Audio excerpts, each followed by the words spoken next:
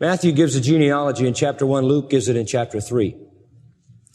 We believe that Matthew gives the genealogy of the Lord through the line of Joseph.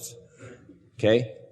And that the best explanation of the line of the genealogy of chapter 3 of Luke is that it is the genealogy of Mary.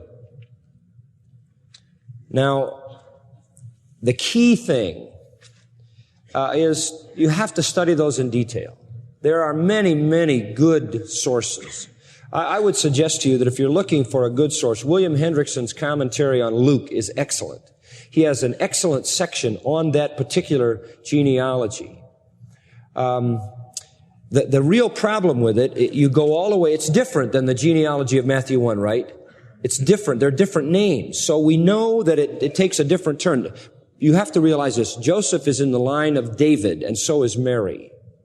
But Joseph came down through a different family. In other words, you have David here, and off of David children, and off of them children. So you've got a lot of ways you could still be a son of David, or a child of David, or in the Davidic line. Joseph comes through one of those channels. Mary comes through another. We know that because the names in the genealogy are different. So they're coming down through different lines.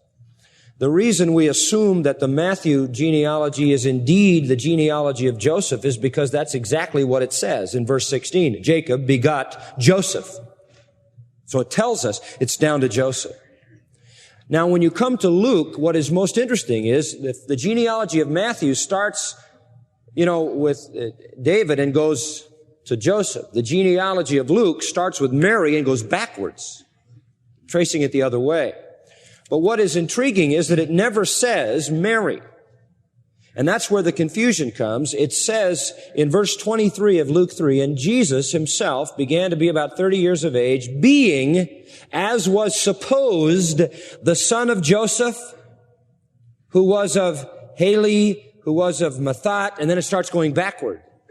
Now, what you have to recognize there is genealogies, for the most part, do not incorporate the name of the woman. And the reason that Joseph's name appears here is because it is normal to place him in the line through his father.